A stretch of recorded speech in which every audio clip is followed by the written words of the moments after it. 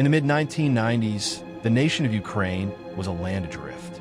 The colossal weight of the Soviet Union had lifted, but its collapse left behind a societal vacuum, a landscape of profound economic hardship and fractured authority. This period of transition, studied by sociologists as a state of anomie or normlessness, created an environment where the structures that once provided order and security had crumbled. It was in this unsteady, isolating new world that a predator began to move through the countryside, a man whose actions would become a defining case study in the annals of modern criminology. His name was Anatoly Onoprienko. To the world, he would become known by other names: the Beast of Ukraine, the Terminator. He would ultimately be convicted for the murders of 52 people, a figure that places him among the most prolific serial killers of the 20th century. This is not just a retelling of his crimes. It is a scholarly autopsy constructed exclusively from the findings of academic research, criminological analysis, and forensic psychology. It is an examination of the methods, the mind, and the societal conditions that allowed such a figure to emerge. Onoprienko's path was forged in the very institutional cracks that defined the Soviet experience. Born in 1959 in a village in the Zhytomyr Oblast, his early life was marked by loss and state intervention. His mother died when he was a child, and his father, unable or unwilling to care for him and his brother, surrendered Anatoly to a state-run orphanage. Psychological studies on the long-term effects of institutionalization consistently highlight such beginnings as a significant risk factor for the development of severe attachment disorders and antisocial personality traits. He grew into a man unmoored, drifting from one temporary life to another: a forestry student, a merchant sailor, a laborer, never forming stable bonds or a coherent identity. He was a phantom moving through a society that was itself losing its moorings. Criminological analysis often divides Onoprienko's murderous career into two distinct phases. The first began in 1989, a period that demonstrates the formation of his criminal methodology. During this time, he was not alone. He partnered with a former acquaintance, Sergei Rogozin. Criminological frameworks for understanding criminal partnerships, such as those developed by researchers like Ryakhovsky, note that such pairings often involve a dominant offender who establishes the operational template. In their case, the method was highway robbery, but with a degree of violence that far exceeded what was necessary for material gain. Their modus operandi was brutally direct. They would target motorists on isolated roads, force the vehicle to stop, and then systematically execute every occupant. The objective was to eliminate all witnesses. The 1989 murder of the Brackovici family is a documented example of this method. After disabling their car, Onoprienko and his partner shot all four family members. While robbery was the precipitating motive, forensic analysis points to the overkill nature of the violence as a signifier of a deeper, underlying pathology. After this initial series of crimes, which left a number of people dead, the partnership dissolved. Onoprienko left the country, traveling across Europe for several years. This interval is what criminologists term a cooling-off period, a hallmark of many serial offenders where the homicidal drive lies dormant or is otherwise suppressed. For 6 years, the trail went cold. The 1989 murders remained unsolved, and the predator vanished. When Anatoly Onoprienko returned to Ukraine in late 1995, he was alone, and the nature of his violence had evolved. The socioeconomic depression that gripped the country had only deepened. He had spent his time away refining his internal world and his external methods. The second wave of terror would not be about highway robbery. It would be about something far more intimate and fundamentally terrifying: the invasion of the home, the violation of the one place a family should feel safe. The winter of 1995 brought an unprecedented wave of fear to the small, isolated villages of rural Ukraine. Beginning in October and escalating with terrifying speed, a series of home invasion massacres began. The pattern that emerged was chillingly consistent, a modus operandi so distinct it would later be studied in criminology textbooks.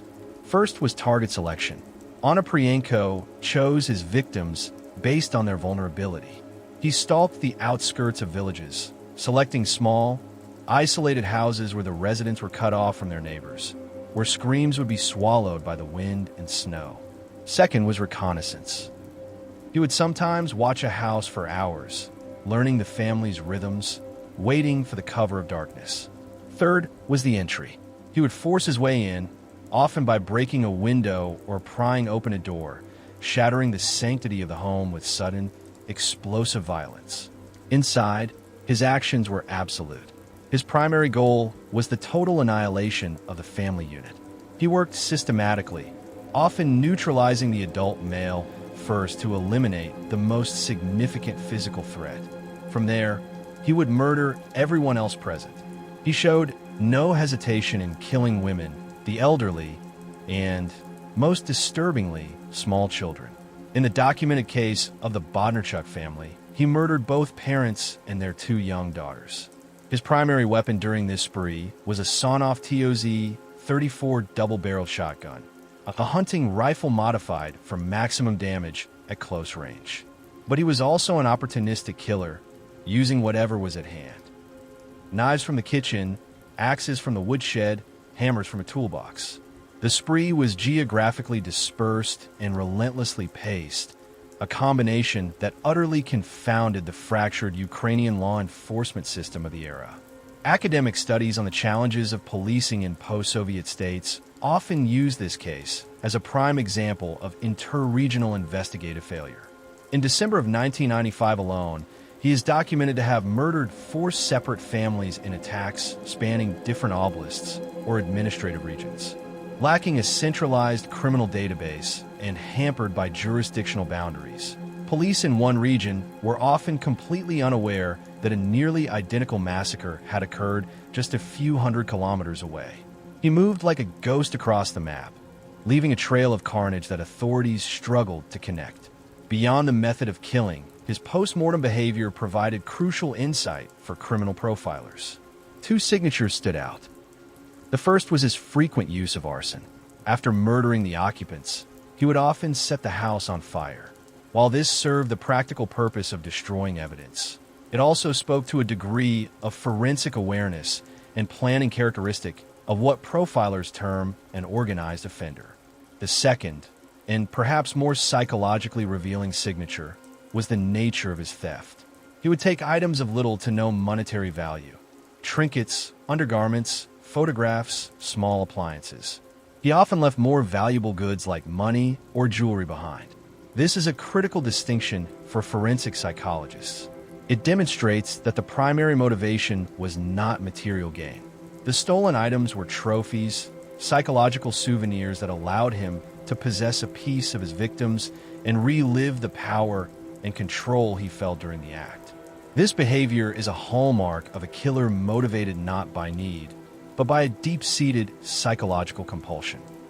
The eventual capture of Anatoly Onoprienko gave forensic psychologists and criminologists a chillingly clear window into the mind of a psychopathic serial murderer. His case is frequently cited in scholarly literature as a near-perfect illustration of severe psychopathy, as measured by instruments like the Psychopathy Checklist Revised. During his interrogations, he displayed all the classic traits. He confessed to the 52 murders in a calm, matter-of-fact tone, providing meticulous details about each crime scene with a complete lack of emotional effect. He recalled the names of his victims, the layouts of their homes, and the specific sequence of events without any discernible sign of remorse, guilt, or empathy. This profound emotional detachment is the central feature of the psychopathic mind. His justifications for the killings are of particular interest to scholars of criminal psychology. According to psychiatric reports prepared for the court and later analyzed in legal and criminological journals, Onoprienko constructed a grandiose and self-serving narrative to explain his actions. He claimed he was not acting of his own free will, but was instead following the commands of higher powers or internal voices that had selected him for a special purpose. He framed himself as a terminator or a chosen instrument on a divine mission to cleanse the world. Forensic psychologists largely interpret this claim not as evidence of genuine psychosis, like schizophrenia, but as a sophisticated form of cognitive distortion.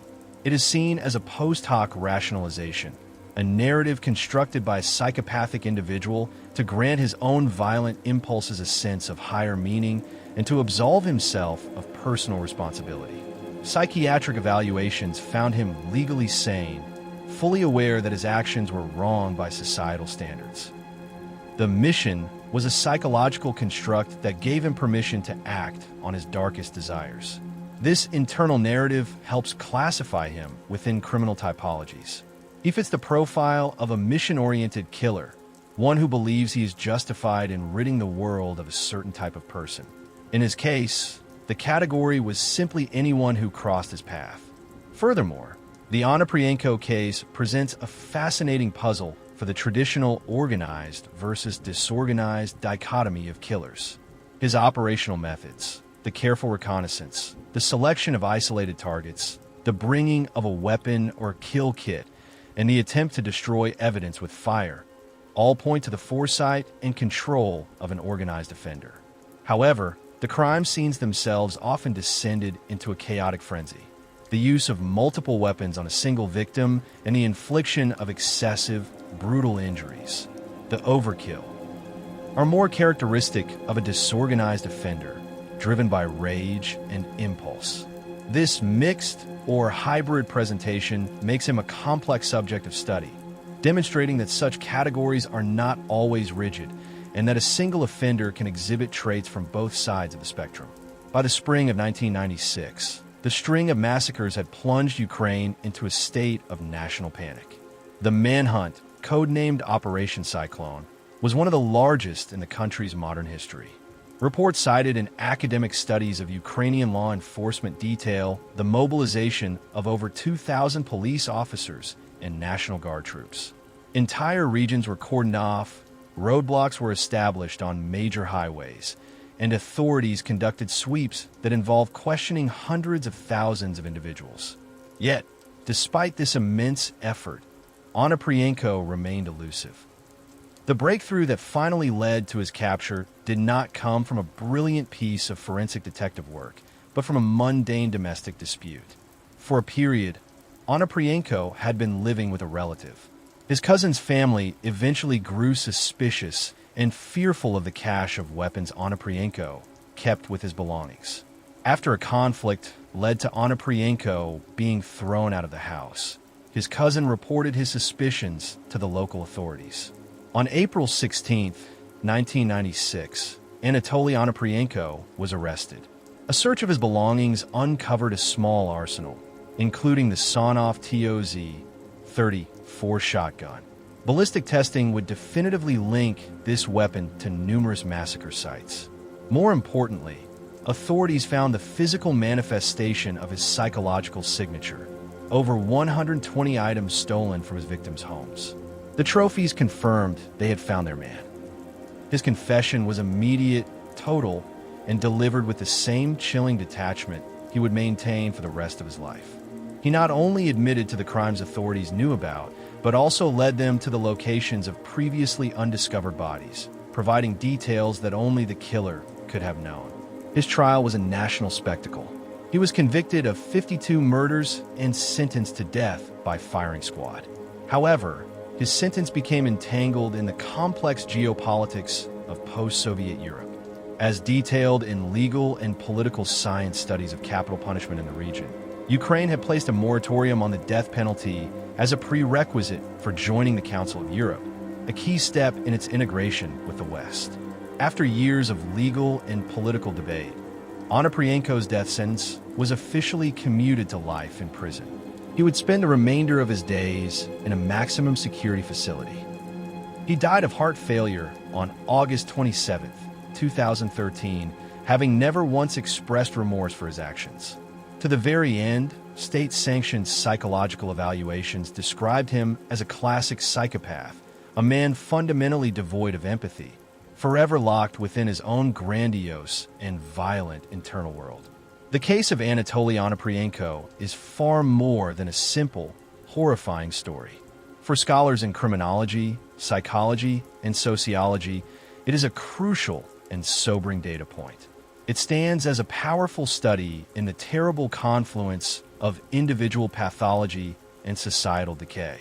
It illustrates how the predatory patterns of a psychopathic individual, the methodical selection of vulnerable targets, the consistent application of a murderous modus operandi, and the psychologically driven collection of trophies can flourish in an environment of social and institutional collapse.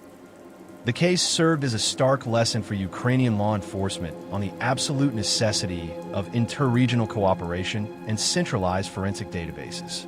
But on a more fundamental level, the Onoprienko saga is a chilling reminder of a void that can open when the familiar structures of society fall away and the profound darkness that can emerge from the human soul to fill it. It is a testament to the 52 confirmed victims and any others who remain unknown of the terror that walked the lonely roads and rural landscapes of a nation in transition. In the sun-drenched, meticulously manicured suburbs of Southern California's Inland Empire, a sprawling landscape of stucco homes, placid strip malls, and quiet, looping cul-de-sacs, a series of crimes unfolded in the early months of 1994 that defied easy categorization and challenged the prevailing archetypes of serial violence. The victims were elderly women, living alone, their lives a testament to routine, quiet dignity, and a vulnerability that was hidden in plain sight. The predator who targeted them was not a shadowy drifter or a monster from Fever Dream, but a licensed vocational nurse, a caregiver whose professional oath and public persona were built on the promise to preserve life, not to viciously extinguish it. The case of Dana Sue Gray is a chilling and forensically significant study, not of overt sadism or dark, labyrinthine fantasy, but of a uniquely modern and unsettling pathology. A story of how a compulsive, all-consuming need for material possessions, a psychological hunger fueled by deep-seated personal wounds, escalated into a brief but terrifying spree of lethal violence. Her case, documented and analyzed in the academic literature of forensic psychology and criminology, provides a stark and compelling illustration of the hedonistic comfort subtype of female serial killer, a category wherein murder becomes the grim, instrumental, and desperate means to a psychologically soothing, material end. Hickey, 2015. Vronsky, 2007. The narrative of this suburban horror begins on February 14th, 1994, a day culturally associated with affection and care, which for Norma Davis, 86 years old, would be her last. Norma lived alone in a small, tidy house in Canyon Lake, a gated community in Riverside County designed to project an image of safety and insulated tranquility. She was frail, her health declining, and required regular assistance with daily tasks. For this, she had hired a private duty nurse, Dana Sue Gray. At 37, Gray presented as a competent, if sometimes distracted, caregiver. She possessed the necessary credentials, wore the crisp professional uniform, and had mastered the learned vocabulary of compassion and medical reassurance. But behind this carefully constructed professional facade was a life in complete turmoil. A mother of 3, she was mired in crippling debt, estranged from her husband, and possessed by what psychiatric experts and criminal profilers would later describe as a pathological, all-consuming addiction to shopping. This was far more than a frivolous habit. It was a compulsive, irresistible drive to acquire things, clothes, electronics, jewelry, home goods, as a potent form of self-medication, a desperate and repetitive attempt to fill a profound inner void left by a troubled and unstable childhood and pervasive, lifelong feelings of inadequacy and worthlessness. Cochise, 2008. On that Valentine's Day, the transaction between nurse and patient was not one of care, but of violent, predatory acquisition. Using a common telephone cord, an object of household communication, Gray strangled Norma Davis. The act was swift and brutally efficient, a means to an end. Immediately after, her focus shifted from the victim on the floor to the victim's possessions. She methodically ransacked Norma's purse, her hands searching for cash and, most importantly, credit cards. The psychological signature of Dana Sue Gray's crimes was not embedded in the manner of death, but in the sequence of actions that immediately followed. This is the key to understanding her specific pathology. Within an hour of murdering Norma Davis, Gray was at a nearby shopping mall, embarking on a frenzied, euphoric buying spree with the stolen credit cards. This immediacy is critical. The murder was the work, the shopping was the reward, the psychological payoff. For Gray, the thrill, the high, was not derived from the act of violence itself, but in the power, freedom, and validation that the subsequent spending spree provided her. It was a chemical rush, a temporary but powerful cure for her chronic depression and gnawing anxiety. Each swipe of a stolen credit card was a moment of affirmation, a fleeting sense of success, control, and belonging in a life she felt was spiraling out of her grasp. Investigators found Norma Davis's body, and the initial theory, logically enough, pointed toward a robbery homicide, a tragic but not uncommon crime against a vulnerable, elderly person living alone. The presumed offender profile was of a male intruder, likely a burglar surprised by the homeowner. The idea that a female nurse, a trusted caregiver, could be responsible was not yet on their investigative radar. Freed from suspicion and flush with her recent acquisitions, Gray's compulsion did not abate. It intensified, demanding to be fed again. Her next victim was June Roberts, 66, who lived in the nearby city of Paris. Unlike Norma Davis, Roberts was not a patient of Gray's. Their connection was more tenuous, more opportunistic, and it illustrates a crucial escalation in Gray's predatory behavior. She was no longer just targeting individuals to whom she had privileged professional access. She was now actively hunting for opportunities in the wider community. According to investigative reports documented in case studies, Gray had met Roberts' daughter at a neighborhood garage sale. Through this casual, seemingly innocent interaction, she learned that June Roberts lived alone and was of a certain age. On February 28th, just 2 weeks after the first murder, Gray drove to Roberts' home. She likely used a plausible pretext related to her nursing background, perhaps claiming to be a visiting nurse from a local agency or following up on a fictional referral, to gain entry and disarm her victim's natural caution. The method was the same: strangulation, this time with her bare hands, an even more intimate but still instrumental act of violence.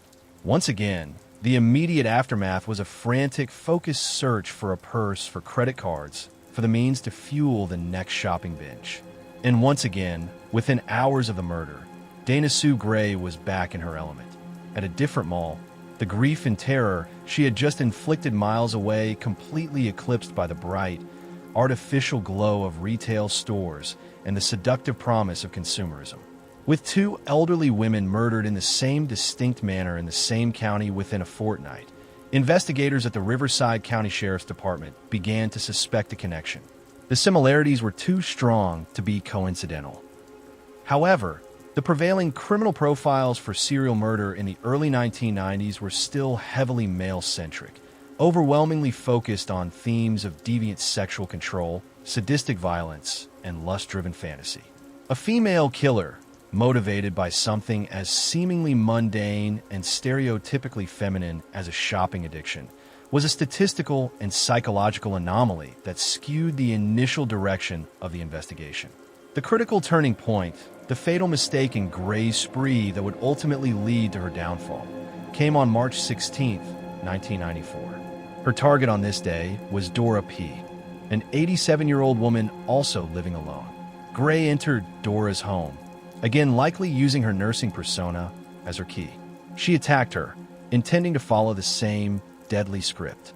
But Dora, despite her advanced age, fought back with incredible resilience and a fierce will to live. Gray attempted to strangle her, but Dora survived the brutal, prolonged assault. When Gray, believing her victim to be incapacitated or deceased, turned her attention to her primary goal and began to search the house for valuables, Dora was able to get a clear, unobstructed look at her attacker. Dora P.'s survival was the single most important development in the case. She provided detectives with a detailed, credible, and unwavering description of the woman who had attacked her. A heavy-set woman, dressed in what appeared to be nurses' scrubs, with a distinctive hairstyle and a determined, cold demeanor. This powerful eyewitness testimony shattered the investigators' working assumption of a male offender and provided them with their first tangible, actionable lead. Forensic psychologists who have studied the case note that offenders like Gray, who rely on a specific and narrow victim type, in her case, the elderly and frail, can become dangerously overconfident, believing themselves to be invisible or invincible. The unexpected survival of a victim is often the unpredictable event that unravels their spree, as it pierces the veil of anonymity and control they believe they possess. Keppel and Walter, 2003. Now, the investigation had two powerful, converging threads of evidence: Dora P.'s clear eyewitness description and the detailed electronic trail left by the stolen credit card from the first two victims.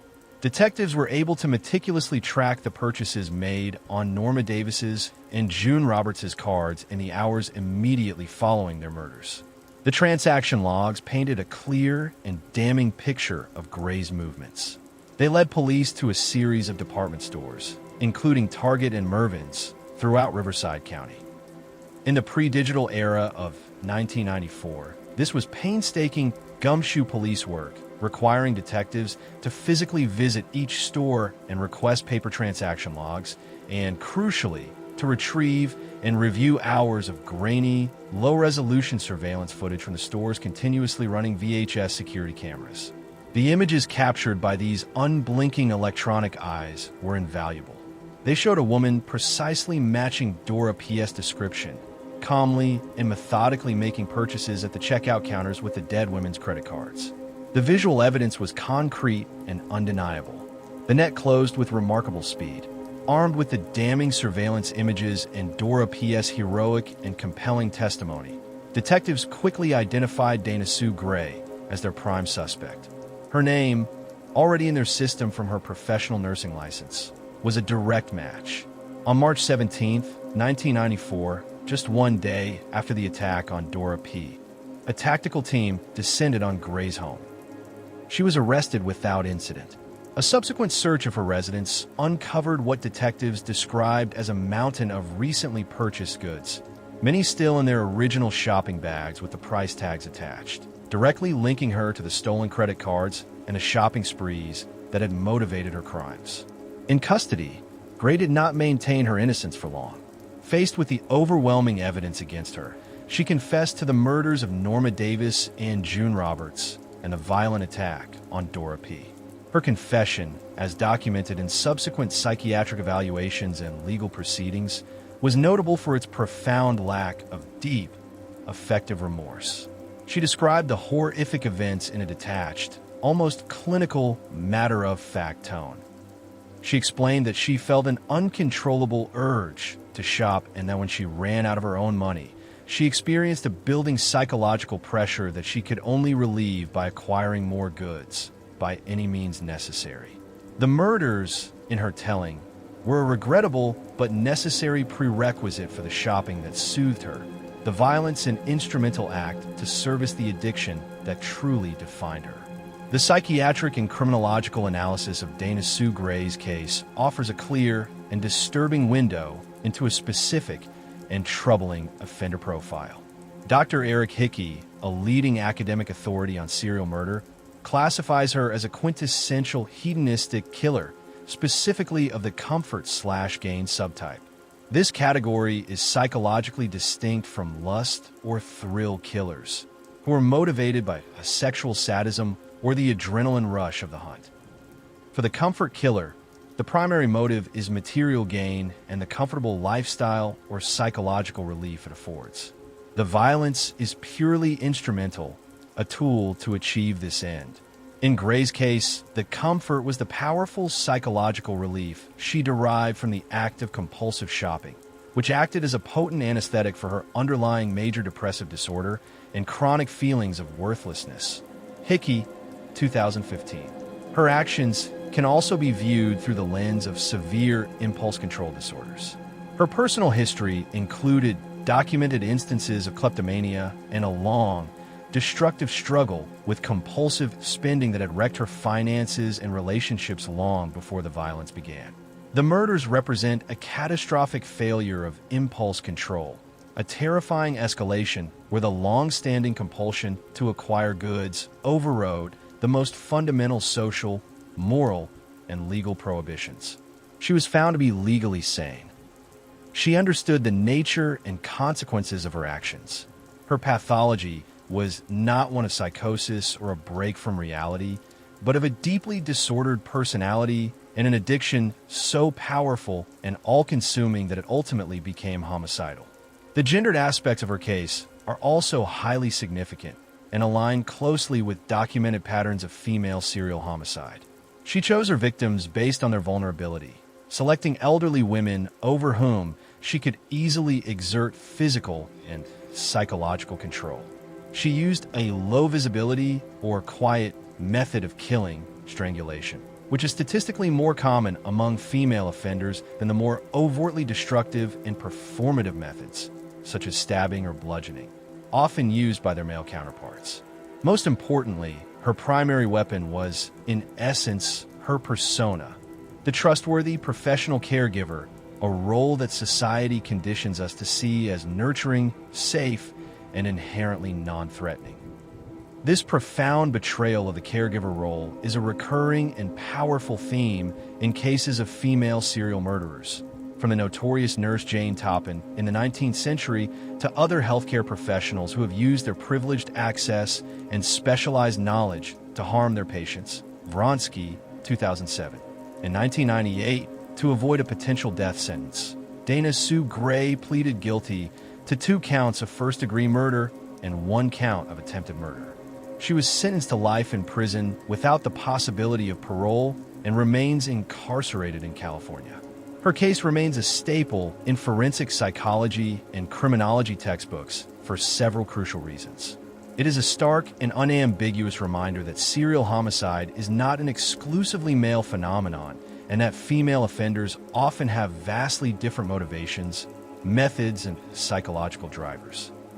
It highlights the profound and often underestimated danger of unchecked impulse control disorders and how they can intersect with personality disorders to produce extreme, seemingly inexplicable violence. It also serves as a compelling case study in effective modern police work, where the incredible bravery of a surviving victim combined with the unblinking, objective eye of technology in the form of credit card tracking and CCTV surveillance can quickly solve a complex case that might have remained a baffling mystery for years in a previous era. The story of Dana Sue Gray is, at its heart, a quiet, uniquely American suburban horror story. It is about the terror that can hide behind the most ordinary of faces and the most trusted of uniforms.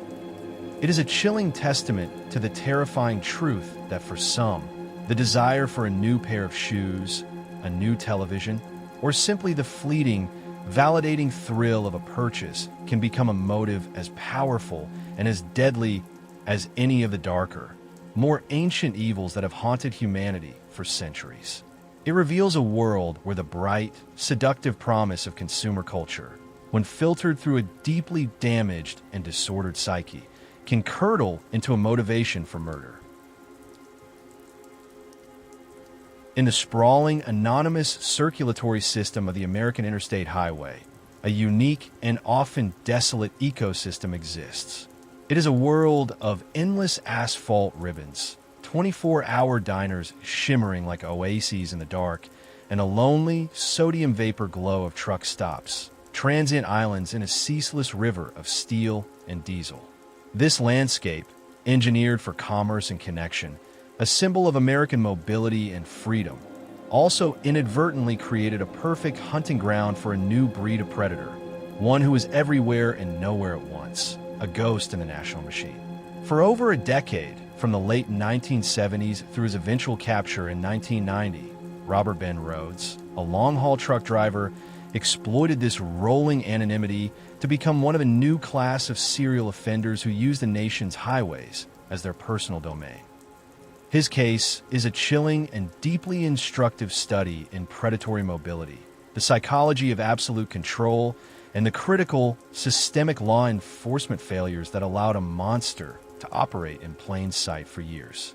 The story of his crimes, painstakingly pieced together from academic case studies, declassified FBI profiling reports, and forensic analyses, is not just about one man's profound pathology.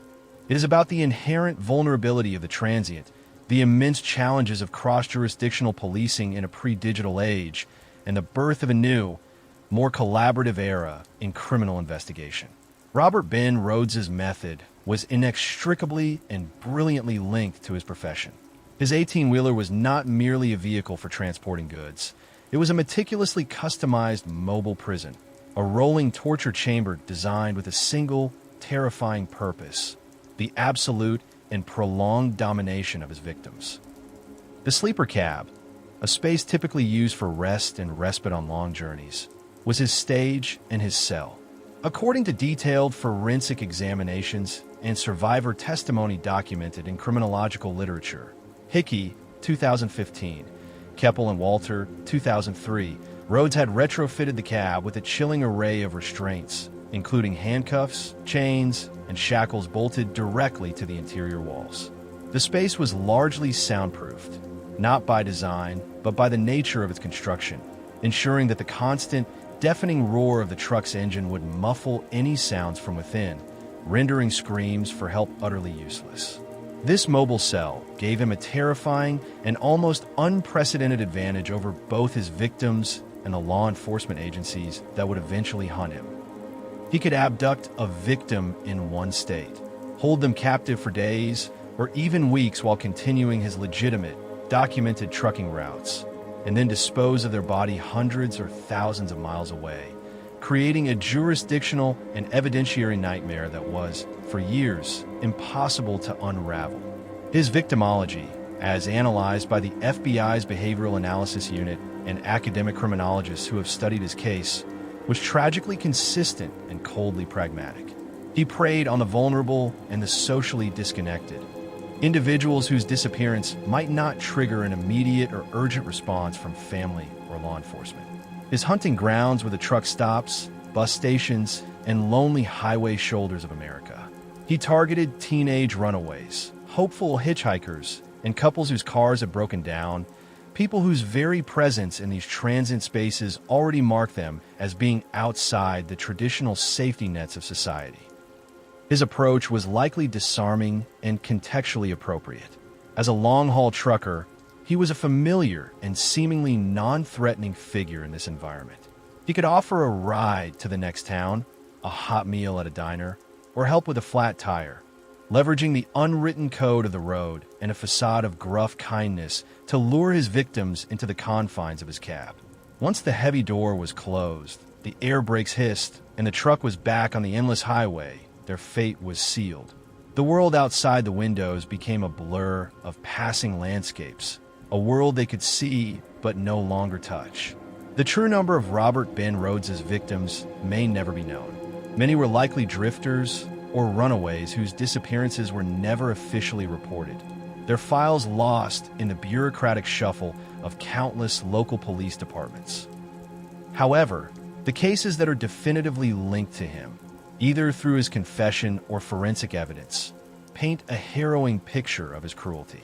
His last known victim, a young girl whose tragic story became the linchpin of his downfall, was 14-year-old Regina K. Walters. In early 1990, Regina and her boyfriend, Ricky Lee Jones, ran away from their homes in Texas. They were young, in love, and possessed by the naive optimism of youth, hitchhiking with the dream of making it to the West Coast. Along a lonely stretch of Texas highway, they made the fatal mistake of accepting a ride from Robert Ben Rhoades. According to Rhoades' later confession, Ricky Lee Jones was murdered quickly. He was a threat, a male presence that interfered with Rhoades' ultimate goal. His body was unceremoniously dumped in a rural area, another statistic in a sea of unsolved homicides. Regina, however, was kept alive. She became Rhoades' captive, forced to endure unimaginable horror as he drove across the country. continuing his route as if nothing were amiss.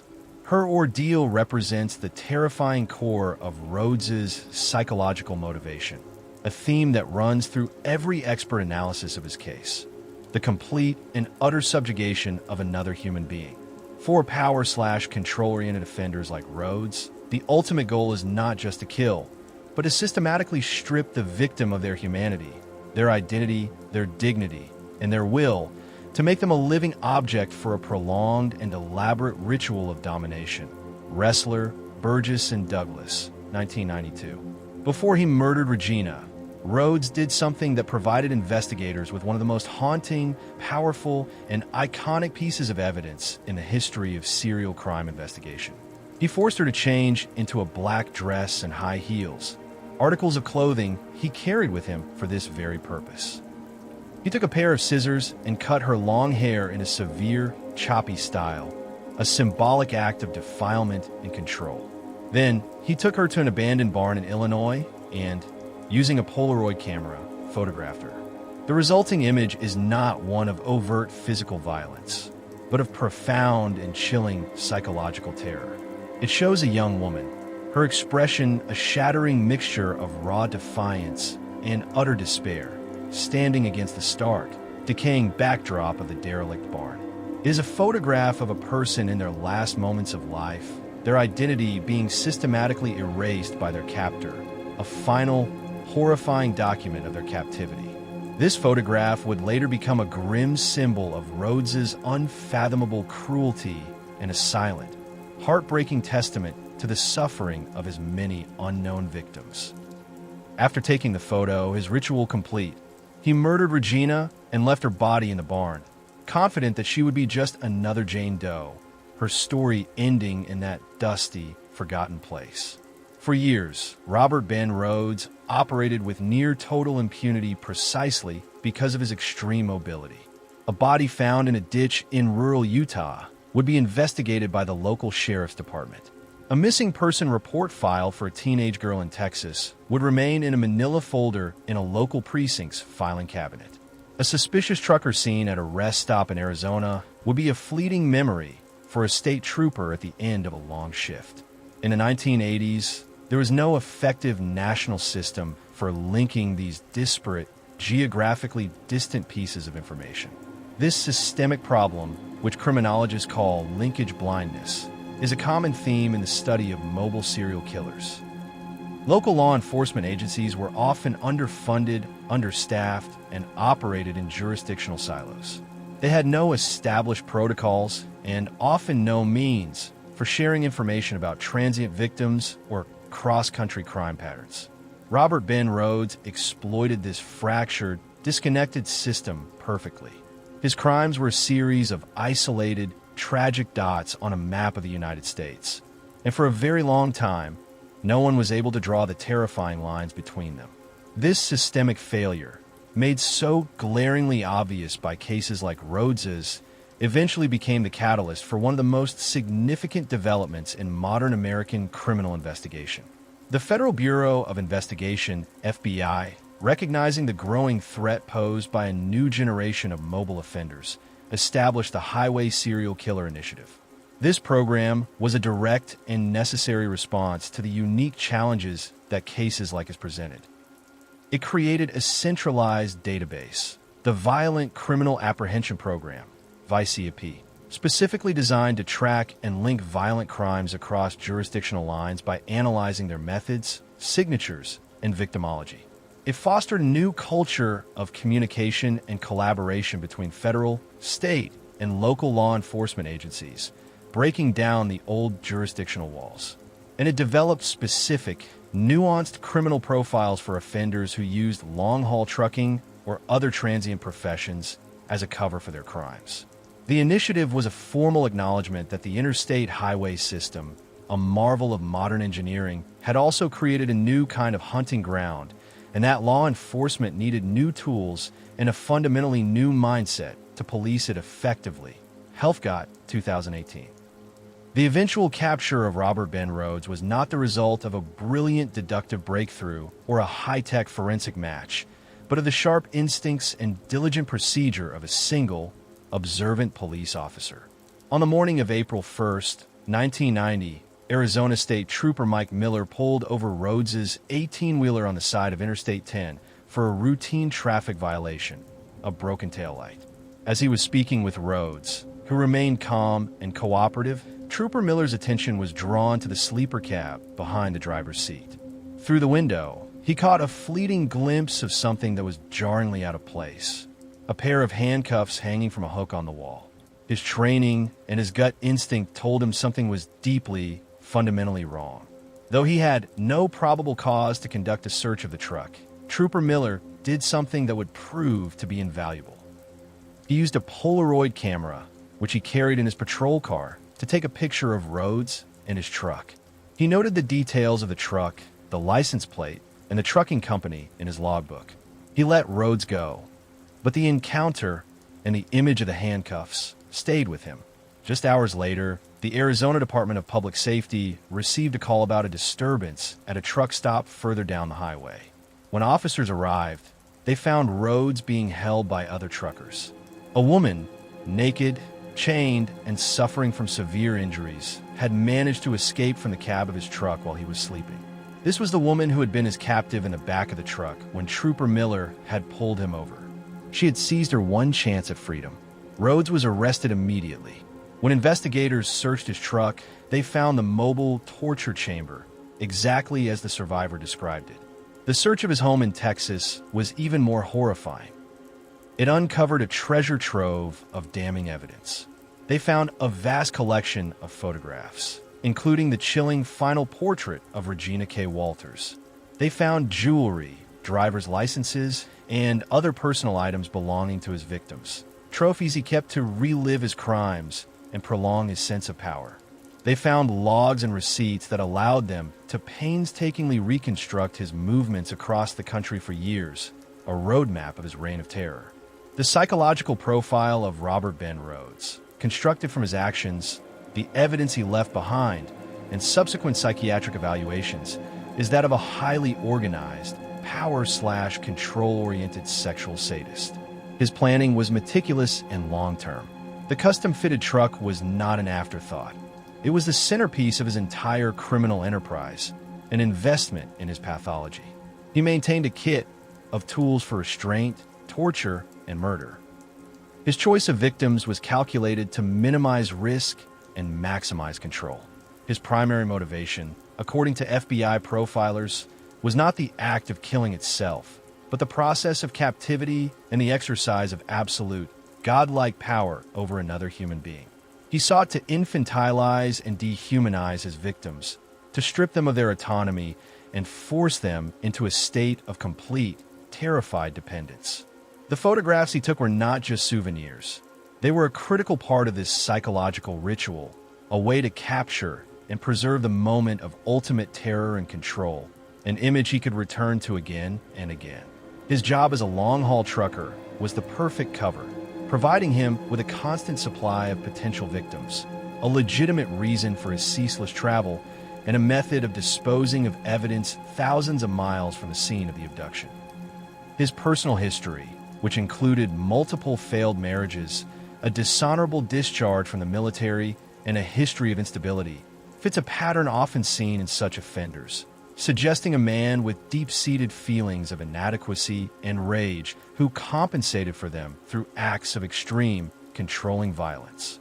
In 1992, Robert Ben Rhoades was convicted in Illinois of the first-degree murder of Regina K. Walters and sentenced to life in prison without the possibility of parole. He later pleaded guilty to other murders in Texas and Utah to avoid the death penalty in those states. His case had a profound and lasting impact on American law enforcement. It exposed the dangerous vulnerabilities created by the nation's vast transportation infrastructure and forced a fundamental rethinking of how to investigate crimes that cross state lines. The Highway Serial Killer Initiative and programs like VICAP are his direct, grim legacy, vital tools born from the tragedy of his victims. His crimes also helped to inspire citizen-led initiatives like Truckers Against Trafficking, a program that trains thousands of truck drivers to recognize and report the signs of human trafficking and other criminal activity they witness at truck stops and on the road. The story of Robert Ben Rhoades is a dark journey into the heart of a mobile predator and the anonymous, liminal world he inhabited. It is a testament to the incredible resilience of his final victim, whose courageous escape led directly to his capture, and to the diligence of the investigators who painstakingly pieced together his trail of terror across the vast expanse of the country. But most of all, it is a memorial to the silent, forgotten victims, the ghosts on the highway, as some investigators have called them. They were young women and men whose lives were cut short in the dark, roaring confines of sleeper cab, their bodies left in the lonely, forgotten corners of the American landscape. Their stories serve as a permanent and chilling reminder that the open road, a powerful symbol of freedom and possibility, can also be a place of profound and hidden danger, and that the greatest threats can come from the most ordinary and unassuming of figures, hiding in plain sight in the ceaseless, anonymous flow of the interstate. In the twilight years of the Soviet Union, as the certainties of a monolithic state began to fissure, a different kind of predator haunted the liminal spaces on the edge of Moscow. He was not a phantom of cinematic dread, but a creature of suffocating banality. Sergei Alexandrovich Ryakhovsky, a heavy-set, slow-moving man in his late 20s, was known to the teenagers in his concrete panel apartment block in Balashikha simply as Begemoth, the hippopotamus. His physical presence was imposing, yet his social footprint was almost non-existent. Most evenings, he would leave his small flat carrying a worn plastic satchel, the kind a pensioner might use for groceries. It looked as if it held nothing more than yesterday's newspapers and a half-eaten loaf of bread. Inside, however, were the tools of a ritual that would unfold in darkness. A knife ground down from a kitchen cleaver, a length of stiff laundry cord, a bar of coarse household soap, and a Soviet-issue torch with a perpetually cracked lens. Between June 1988 and April 1993, that innocuous satchel accompanied him into the narrow, unlit belts of scrub forest and birch groves that separated the dacha allotments from the busy rail spurs of the Gorky Line.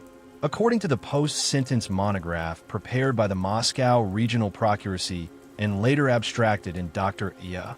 Kirillov's forensic psychiatric case series, Kirillov 2005, 19 people, 16 women and 3 men, walked into those woods and never returned. Their absences, scattered across half a decade of societal upheaval, initially appeared as the mundane, disconnected tragedies of marginal lives. A pensioner who might have wandered off, a homeless drinker who simply relocated to a warmer grade, a sex worker whose regular clients assumed she had moved on. Only when pathologists at the regional morgue began noticing a chillingly consistent pattern, the same distinctive ligature furrow running low and horizontal on the neck, the same constellation of shallow stabs in the upper thorax, and the same symbolic post-mortem slashes to the groin, did the municipal homicide squad concede they were facing not a series of isolated crimes, but the repetitive work of a single, methodical hand. Volkov, 1998. The earliest victim officially linked to the series was Galina S., 61, a retired textile engineer who supplemented her meager state pension by selling berries and mushrooms she gathered herself, standing with a wicker crate outside the Pekorka station. On a drizzly evening in July 1988, she left the bustling platform via an informal, muddy footpath that skirted a field of junk-filled dacha allotments. A man, later identified as Ryakhovsky, emerged from the twilight behind her. According to witness statements entered at trial, he offered to help with her heavy crate. She politely refused, smiling, and continued on her way. Her body was found the next morning by a man walking his dog. Autopsy notes, later introduced into evidence and analyzed in criminological reviews, Krivoshein and Ignatov 2006, described the cause of death as compressive asphyxia with distinct fingerprint contusions visible on the laryngeal cartilage, indicating manual strangulation. There were 3 shallow, almost hesitant, knife wounds arrayed in a tight triangle between her 3rd and 4th ribs. Crucially, the medical examiner noted that these stabs were inflicted after death, evidenced by the lack of significant hemorrhage and the absence of any defensive cuts on her hands or arms. The violence had a clear two-stage structure: an intimate, hands-on act of killing, followed by a detached, ritualistic interaction with the body. This sequence of manual strangulation, cautious post-mortem probing stabs, and symbolic mutilation would stabilize as Ryakhovsky's deeply personal and unwavering signature. Dr. Kirillow's psychiatric analysis later framed this as a form of paraphilic rehearsal. The strangulation provided the ultimate sense of physical dominance.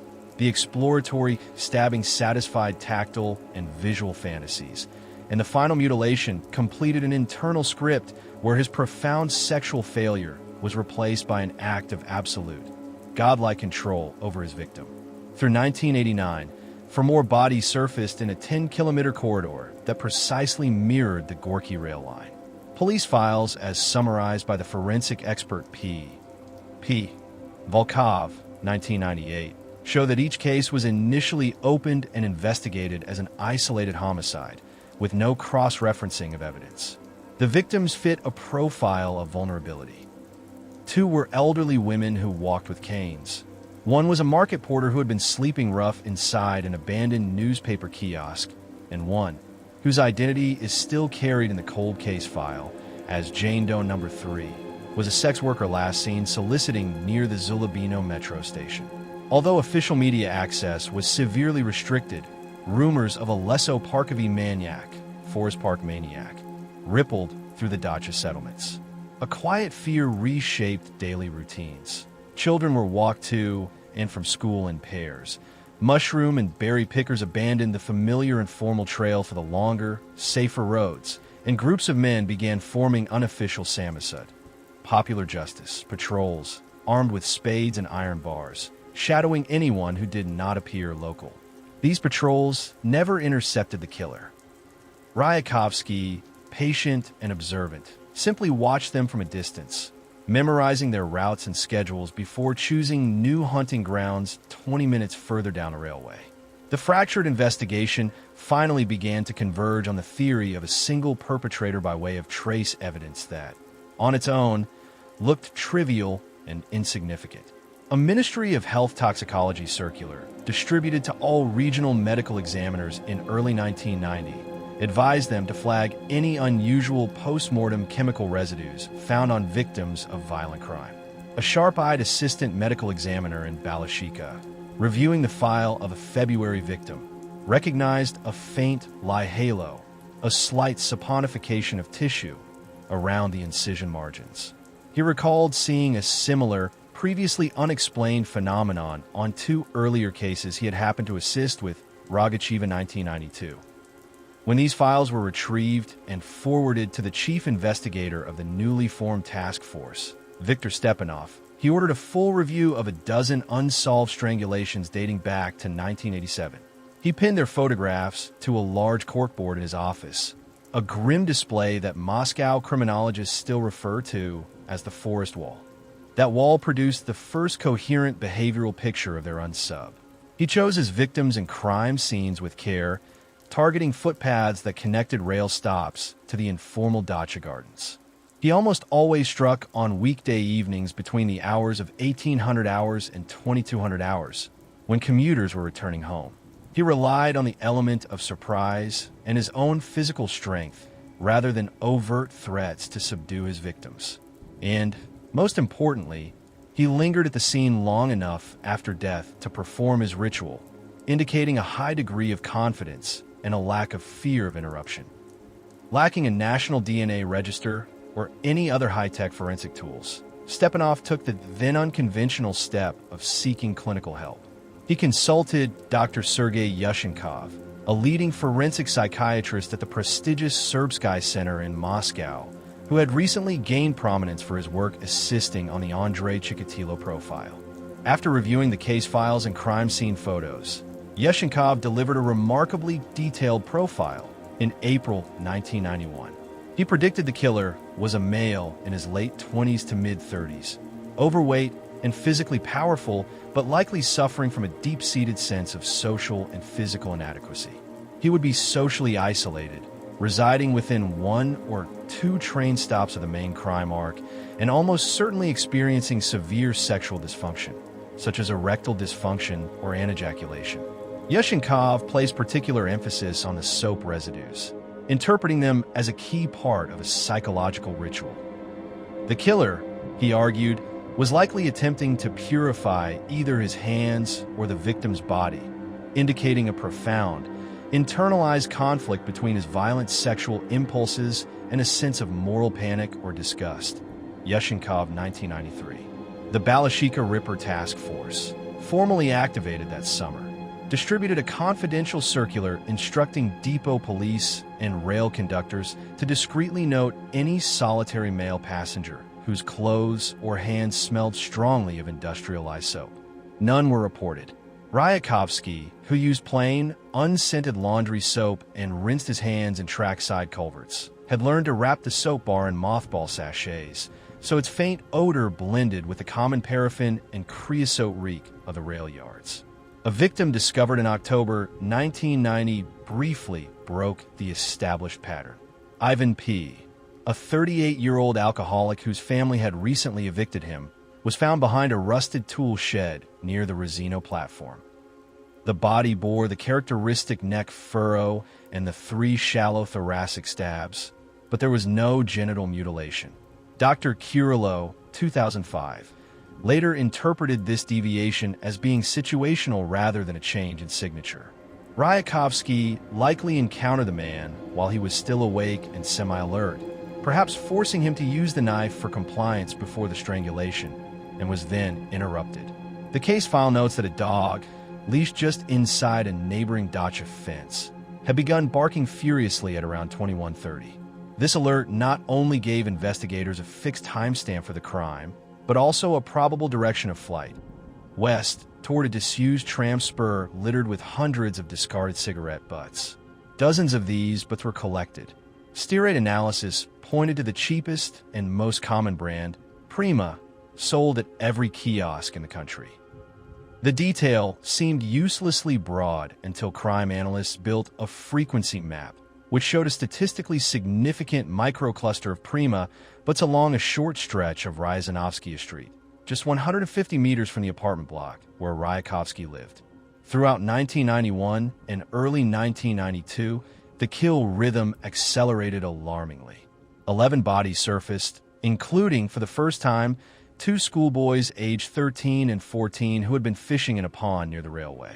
Public alarm, long suppressed by official silence, finally slipped past the censorship wall when the national youth newspaper, Komsomolskaya Pravda, published a 4-paragraph brief quoting an unnamed Interior Ministry source who warned pedestrians to avoid dark forest belts outside Balashika after sunset.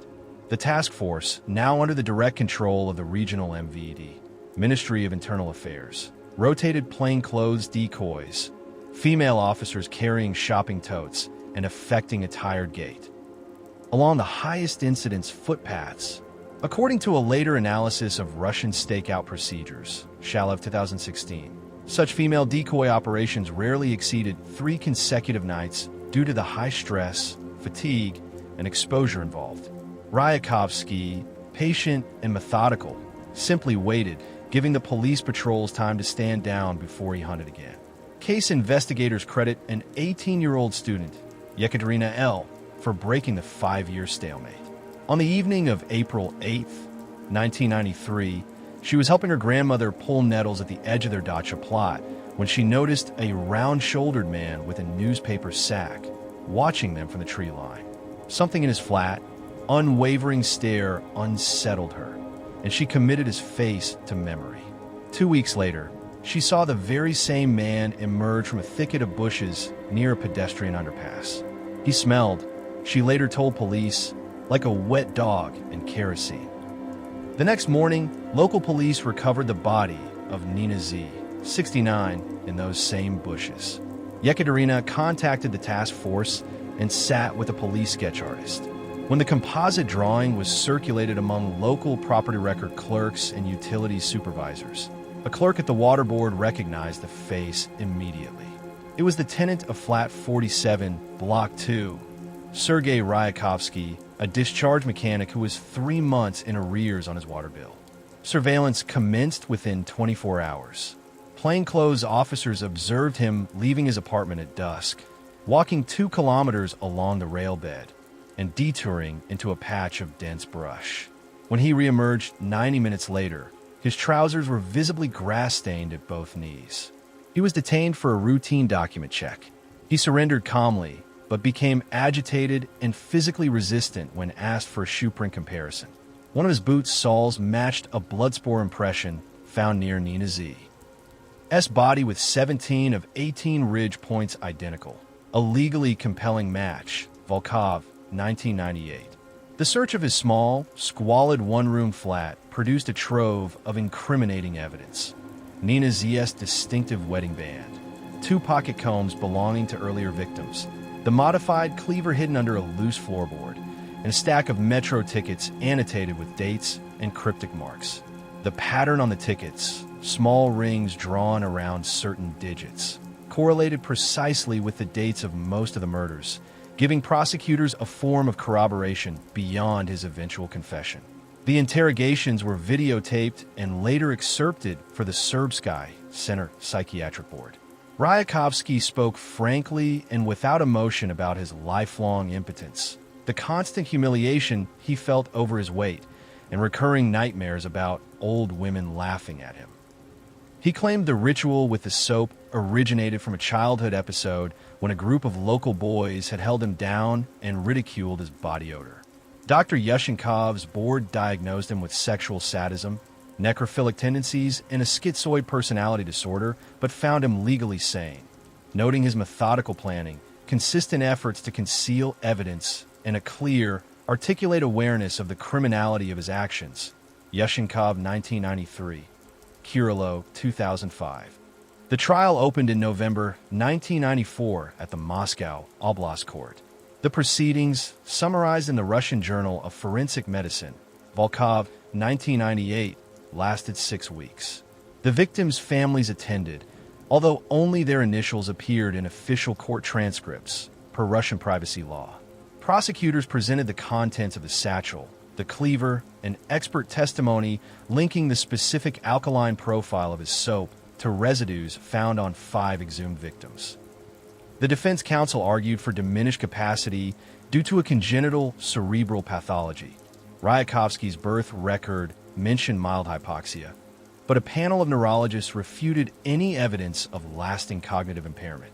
On January 20th, 1995, the panel convicted him of 19 counts of murder and 4 counts of attempted murder, sentencing him to death by firing squad. Ryakhovsky filed a cassation appeal, which was denied. He was executed in August 1996, several months before Russia instituted a moratorium on capital punishment.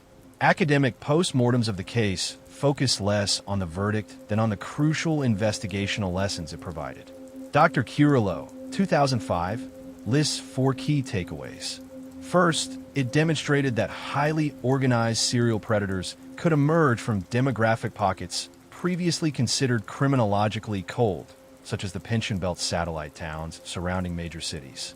Second, the case highlighted how the archival silences of the late Soviet system. Missing persons dockets closed without proper autopsies. Minimal data interchange between districts hampered linkage analysis until the physical trace evidence produced a statistical anomaly that no one could ignore. Third, it showed how an offender's psychosocial camouflage could rely on utter banality. Cheap cigarettes, secondhand clothes, menial work, and daily habits that were indistinguishable from the local underclass.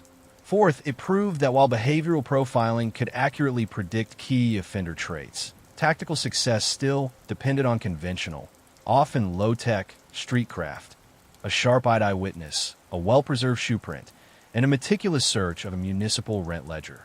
For the victims' relatives, the crime scene maps published during the trial irrevocably redrew their personal geographies.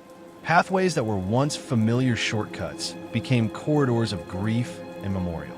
In 1997, volunteer groups, organized in part by Yekaterina L., planted birch saplings at 6 of the dump sites. Today, small, weather-beaten enamel plaques identify each tree by a first name and a year. The same advocacy circle successfully lobbied the Balashika mayor's office to install modern metal grid lighting along 3 of the darkest pedestrian underpasses. Crime impact sociologists citing this initiative, Shalev 2016, noted a measurable 14% decline in reported assaults within a 200-meter radius of the new lights over the subsequent 5 years. No subsequent Russian offender has been documented as copying Ryakhovsky's exact signature, but forensic psychiatrists and criminal profilers still teach his file because it crystallizes a critical transition period in Russian law enforcement. Investigational resources were beginning to modernize, yet the archival siloing and ideological reluctance to publicize serial crime, legacies of the Soviet era, persisted. In 2020, the Serbsky Center digitized the full, unedited interrogation videos for restricted scholarly access. Graduate students who view them often comment on the bland, conversational efficiency with which the killer recounts each approach. I greeted her. We talked about the price of apples. I urged him to sit down for a moment, as if he were narrating a series of mundane errands. That chilling, conversational flatness, Dr. Kirillov argues, masks the only genuine emotion Ryakhovsky reliably expressed throughout the proceedings: profound relief. On the tape, he twice thanks his detectives for stopping the carousel in my head. That carousel had cost 19 lives. Its echoes pushed Russian legislators toward the creation of the open, interconnected missing persons databases that are now standard across the Russian Federation. The birch saplings of Balashika, swaying silently beside the rail lines where market women still walk at dusk, stand as quiet, living footnotes to the case that forced that necessary change.